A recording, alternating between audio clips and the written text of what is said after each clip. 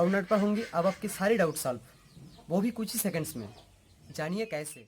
आपको करना क्या है, जिस भी सवाल या क्वेश्चन में या डाउट में आप फंसे हैं, आपको बस उस क्वेश्चन की फोटो खींचनी है। क्वेश्चन की फोटो खींचने के बाद आपको उस क्वेश्चन को अच्छी तरीके से क्रॉप कर देना है। जैसे ही आप उस क्वेश्चन क्रॉप कर लेंगे, आप बस सबमिट वाला बटन दबाइए और सबमिट वाला बटन दबाते ही आप देखेंगे कुछ ही सेकंड्स में आपको उस क्वेश्चन का वीडियो सोल्यूशन मिल जाएगा, वो भी एकदम टॉप पे।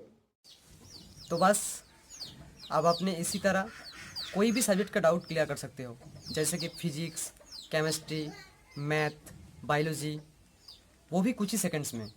तो याद रहे, डाउट हो तो डाउट नॉट करो।